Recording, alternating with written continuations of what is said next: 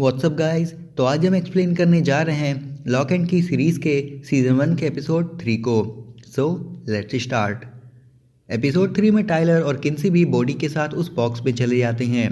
वो अंदर एक रूम में पहुंच जाते हैं जो कि एक आर्केड था और बॉडी उन्हें बताता है कि ये बॉडी का दिमाग है, जिसे पता चलता है कि इस की मदद से हम अपने माइंड के अंदर जा सकते हैं। हम देखते हैं कि बॉडी के दिमाग में रंग बिरंगे छोटे बॉक्सेस भरे होते हैं, जिससे हम समझ में आता है कि उसके दिमाग में कोई फेयर नहीं है और वो अपनी लाइफ को खुशी से एंजॉय कर रहा है।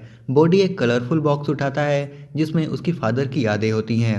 वो बॉडी को एक समुद्री मॉन्स्टर की स्टोरी सुनाते हैं, पर बॉडी स्टोरी की एंडिंग से पहले ही सो जाता है।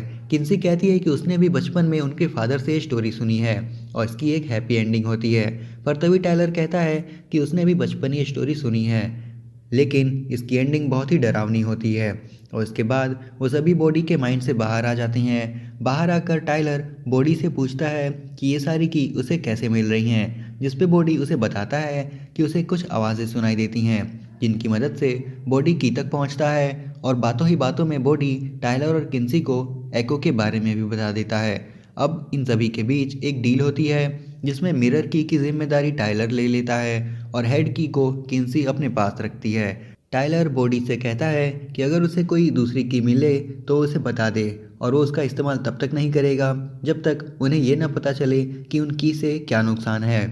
नेक्स्ट सीन एको पर फोकस करता है। एको लैपटॉप में एक मार्क जो नाम के बंदे को ढूंढ रही होती है और एनीवेयर की मदद से उसके घर में पहुंच जाती है।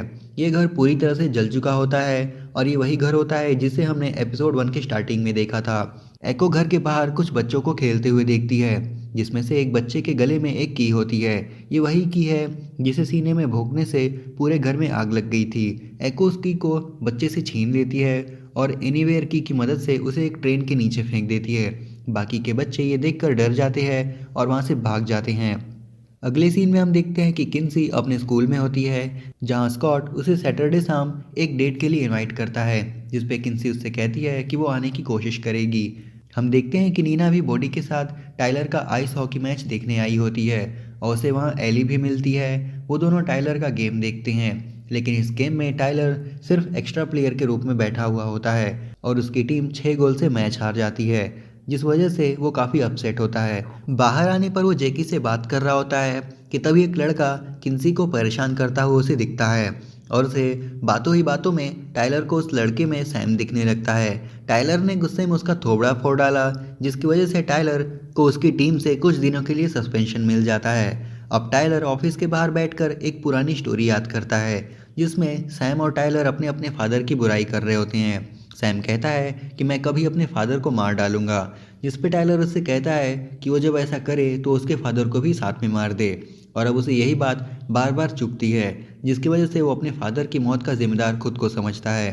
तभी वहाँ लोगन आता है और टाइलर को समझाते हुए अपने गुस्से पर कंट्रोल रखने को कहता है।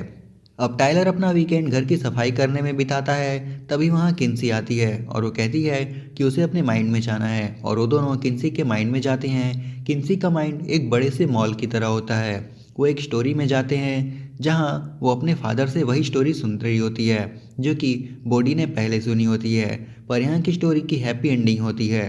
तभी किन्सी और टाइलर एक दूसरी स्टोरी में जाते हैं जहाँ सैम गन लेकर खड़ा होता है, पर वो किन्सी से की हाउस के बारे में पूछ रहा होता है। तभी एक राक्षस टाइलर पे हमला कर देता है और किन्सी लोहे की छड़ से उस राक्षस को मार देती है। इसके बाद वो दोनों किन्सी के माइंड से बाहर चले आते हैं, लेकिन टाइलर के पेट में अभी भी वो जख्म होते हैं जो उसे किन्सी के माइंड में लगे होते हैं। ये जो राक्षस होता है वो और कुछ भी नहीं बल्कि किन्सी का डर होता है। अब हम बॉडी को देखने लगते हैं जो कि किचन में कुछ खा रहा होता है कि तभी उसे कुछ आवाज़ें सुनाई देती हैं। वो आवाज़ों के पास जाता है तो उसे पोर्ट्रेट में लगी एक और की मिलती है। जब बॉडी इस की को घर के डोर में लगाता है तो उसकी आत्मा उसके शरीर से अलग हो जाती है। अब बॉडी उड़ने लगता है और वो उड़ते उड़ते एक शमशान में पहुंचता है, जहां उसकी मुलाकात उसके ग्रेट ग्रैंडफादर की आत्मा से होती है, जो उसे बताते हैं कि रैंडल और डंकन भी इन्हीं कीज की मदद से बहुत मज़े करते हुए खेलते थे। तभी बॉडी को कोई बुलाने लगता है और वो घर की तरफ जाने लगता है कि उसे वेल के पास एली दिखाई देती है और वो वेल से लूकस को बुला रही होती है। लूकस यानी कि रैंडल का बेस्ट फ्रेंड जो कि हादसे में मर गया था। वहीं दूसरी तरफ जब टाइलर बॉडी की ज़मीन पे पड़ी बॉडी को देखता है तो वो घबरा जाता है और उसे ऐसा लगता है कि बॉडी मर गया। तभी बॉडी की आत्मा आकर उसकी बॉडी में घुस जाती है और ये इंसिडेंट भी टाइलर को बताता है और तभी ये वाली की भी टाइलर अपने पास रख लेता है। किन्सी नीना की एडवाइस पे स्कॉट से मिलने के लिए जाती है। वो देखती है कि स्कॉट उसका इंतज़ार कर रहा होता है, पर किन्सी कुछ सोचती है और स्कॉट के बजाय जंगल की तरफ चली जाती है। किन्सी माइंड की मदद से अपने माइंड के अंदर के राक्षस को मार डालती है और उसे लेकर बाहर आती है और फिर किन्सी उसे मिट्टी में दफना देती है। पर ये सारी बातें एको पेड़ के पीछे छुप कर देख रही होती है। वहीं दूसरी तरफ नीना को एक बुक मिलती है जिसमें रैंडल और उसके दोस्तों की फ़ोटोज़ होती हैं। तभी उसे बहुत सारे ओमेगा के साइन दिखती हैं और यही साइन उसने सैम की कलाई पर देखा था। और यहीं हमारा एपिसोड 3 ख़त्म हो जाता है। उम्मीद करता हूँ कि आपको वीडियो पसंद आई होगी और अगर आई है तो उसे लाइक और शेयर कर देना, चैनल को सब्सक्राइब कर देना। मैं मिलता हूँ आपसे नेक्स्ट वीडियो में, तब तक के लिए सायोनारा।